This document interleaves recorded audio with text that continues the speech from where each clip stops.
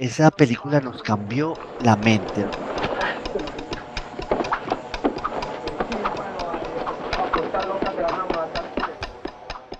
Nos puso a entender en qué país vivíamos, a ver que había otro país que en el caso de Medellín eran toda esa cantidad de barrios populares que son docenas de barrios. Rodrigo de nos cambió la concepción de la ciudad, la concepción de la sociedad, como que entendimos algo de este país, era entender que había una exclusión brutal.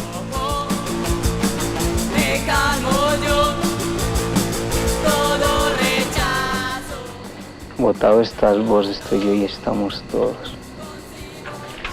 Cine de Víctor Gaviria parten de anécdotas, parten de situaciones reales. Obviamente hay mucha ficción en el proceso, pero es un hombre que ha sentido desde los 80s hasta el presente una suerte de necesidad de poner en escena situaciones dolorosas del país. Situaciones dolorosas del país, pero que no está contándolas, digamos, en ese grueso propio de lo que podría ser la historia oficial en sentido mayúsculo, sino a través de un personaje, de una anécdota concreta, una suerte de microhistorias, como las llama Carlo Ginzburg, para poder hablar de la historia general. Desde que yo hago Rodrigo y entonces enfrentamos esa otra ciudad a través de esos factores naturales, esa experiencia tan fuerte de encontrarnos a estos muchachos de barrio que estaban a 2 kilómetros de nuestros barrios de clase media. Empecé a hablar con los pelados, ¿quiénes son ustedes? Eran unos pelados que habían decidido pues coger como el camino de la delincuencia, de las armas. Grabábamos todo lo que hablábamos con ellos, nos contaban, digámoslo, su vida, episodios de su vida, cómo habían empezado, quién era su mamá, qué esperanzas tenían. Hablaban también, digámoslo, de su ser dramatúrgico, de seres que tenían una gran esperanza, pero al mismo tiempo también el presentimiento de que iba a terminar mal, de que como lo habían visto en otras personas, en otros amigos, y la certidumbre de que esos pecados de ir contra la sociedad no terminaban bien. Hay gente que vivía, hermano, en la intemperie. Ellos lo decían muy claramente: hoy, Víctor, hermano, estoy tirado. Ese concepto de estar tirado en la vida, en la calle, en la acera. A mí me parece que estos muchachos como que conforman unas personalidades que son como unas mixturas entre lo que la exclusión les da y lo que ellos encuentran. Entonces, de alguna manera se montan a ser unos personajes equívocos, que porque están en una bacrín, porque están muy cerca a la droga y porque están en un mundo de economías clandestinas que son todas absurdas, son alteridades, pero ellos están ahí montados porque no han tenido otro caballo en el cual montarse, no han tenido un lugar, un sillón, una silla, un lugar en donde sentarse. O sea, mucho inglés y Hombre, creo que lo suficiente para defenderme. entonces, ¿qué quiere decir? This is your house. Welcome to hell, my friend. Esta es su casa. Bienvenido al infierno, mi amigo. Algunos autores llaman al cine latinoamericano un cine militante por necesidad, o sea, es un cine que por sus propias condiciones de aparición y configuración tiene que tener una suerte de militancia social o no tiene otra forma de operar. Víctor Gaviria comienza a hacer su cine cuando este contexto latinoamericano tiene ese propio peso. Y en eso todos se vuelven cines que tienen de manera directa o indirecta una suerte de espejo de las sociedades en las que están trabajando. Aquí estamos hablando de cómo nos conectamos con la historia de Colombia a través de un puqueto, de una vendedora de rosas, de un ingeniero, de una mujer que termina siendo presa de una suerte de depredador sexual. Se supone que el lenguaje del cine, los diálogos y todo están supeditados a la imagen, que la imagen es la que manda en el cine como arte, pero existe una cosa que se llama el habla, que no es solamente el lenguaje que ponen en funcionamiento, digámoslo, los guionistas y los libretistas en sus diálogos, sino que nacen directamente de los actores naturales y es como quien dice una presencia del habla. Estas palabras también son propiamente construcciones que se hacen por fuera del lenguaje social institucional, se hacen para resistir, se hacen para marcar, digámoslo, unos nuevos valores y tienen algo de humor, un lenguaje, digámoslo, lleno de triquiñuelas, de engaños, de metáforas, para poder expresar ese mundo donde ellos vivían, un mundo lleno de enemigos, en un mundo que era una guerra social, que era como una forma de enfrentar la vida de ya perdió, ¿cómo que no perdió? Ya perdió. Hierre, lo que ha. Ay, me lo regaló un borracho. Oye, está bonito. Cuidado con los borrachos que la roban y bueno, ya sabe lo que le Marielle, pasa. porque yo me fuera a dejar. La robaron hace rato. Ya me robaron. No, porque va a perder, no. Porque ya perdió ya. ¿Cómo que no perdió, gonorrea?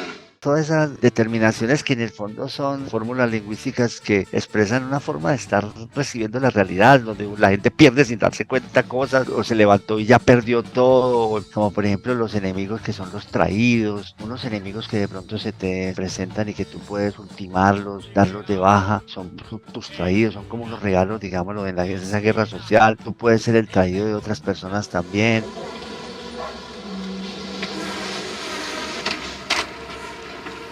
Enano, esa gonorrea porque hay en caleta, hombre, es que el traído es que viene enfierrado.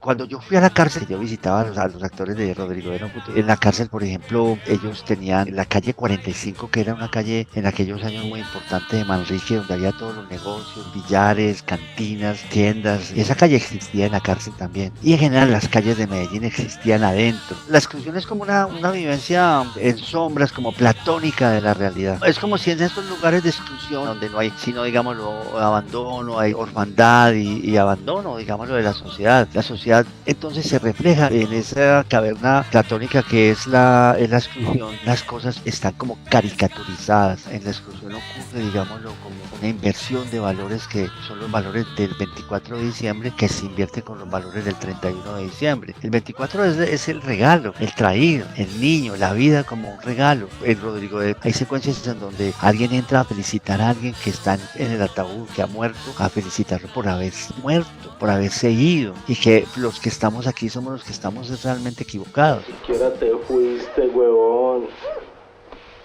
Lo hiciste a lo bien. Pobres huevones los que están aquí, hermano, pelado. Y digámoslo, el 31 es la idea del muñeco de Año Viejo, que era una experiencia también muy continua en los barrios, de que un muñeco, que tal persona convertida en muñecos, los muertos pues, y que entonces empieza como al morir, digámoslo, una persona, es como un intento por empezar una época nueva, un año nuevo. Hay una inversión de los valores en donde la muerte, el no futuro, es como un intento por romper el tiempo quieto, el tiempo inútil que no va para ningún lado. Hay un amigo mío que un poco se burla de mí, me dice, es que vos sos un cineasta del habla. O sea, estar bien es cuando hay habla. De resto, cuando te pones a hacer cosas donde no está la gente, digámoslo, rescatando el habla, entonces ahí te equivocas y haces unas bobadas. ¿Qué hizo la plata? Me la mecaté en cositas. Es una suerte de construcción de la lectura del lenguaje precisamente en estas tendencias que reconocen que el problema de la lengua no puede desconectarse de las prácticas sociales. O sea que finalmente tomarse en serio la lectura de una lengua no puede ser simplemente un dispositivo teórico construido asépticamente, sino que la verdadera vida de una lengua está precisamente en esos contextos donde incluso terminan siendo dialectos. Y claro, Víctor Gaviria, trabajando con personajes naturales o con actores naturales, construyendo personajes dentro de este contexto, ha multiplicado la fuerza de estas lenguas emergentes, de esos dialectos conectados con las dinámicas sociales, hasta hacer estos personajes unos personajes memorables. Yo recuerdo muy bien haber visto La Vendedora de Rosas en su momento en salas, y recuerdo que la experiencia de los públicos comienza siendo una experiencia, por lo menos en ese momento, de cierta risa ante la fuerza de los lenguajes, en este caso obviamente llenos de imprecaciones y violencia, y ir lentamente durante el transcurso de la película apaciguando las risas para empezar a entrar en una suerte de desazón colectiva, de sentir el dolor de lo que hay detrás de estas lenguas. Hay una mirada alrededor de lo que hace antes y después el cine de Víctor Gaviria. Gran parte de la cinematografía posterior a Víctor Gaviria ha tenido que beber tanto de su interés por una suerte de cine con una clave etnográfica, no un cine documental, es un cine que finalmente debilita esos límites entre ficción y documental. Gran parte del cine colombiano en los últimos 10-15 años ha empezado a explorar otras facetas que no solamente nos colocan sobre los grandes conflictos cierta dimensión de intimismo que nos coloca ya de puertas adentro. Me gusta que tengamos historias que estén al interior de la casa, donde la casa no sea simplemente la casa de puertas abiertas, donde la casa no sea simplemente una suerte de nodo del barrio, de la ciudad o del país. Mis películas han sido solamente una cosa muy pequeña de esta realidad enorme. Yo insisto en ese mundo, es para poder entender, digámoslo, la violencia por fuera, afuera, para entender por qué la gente se mete a los grupos, a los paracos, a los guerrillos, al mismo ejército, por qué ocurren los falsos positivos, porque es un mundo realmente donde no hay una moralidad que viene propiamente de esa especie de cabeza vacía y de mente en blanco de la exclusión. Pero obviamente aquí estamos por contar todo ese tejido hermoso que es la vida social, no la hemos podido contar. ¿Por qué? Porque ha sido muy vapuleada, ha sido muy destruida. O sea, han habido décadas desde los 50 en donde ese cuerpo social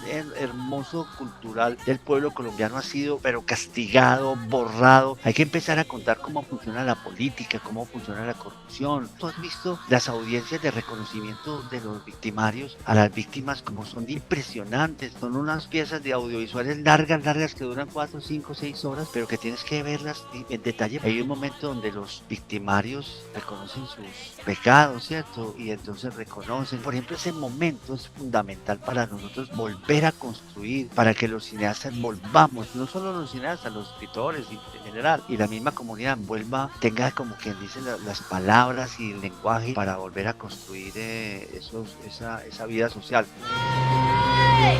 ¡Ay!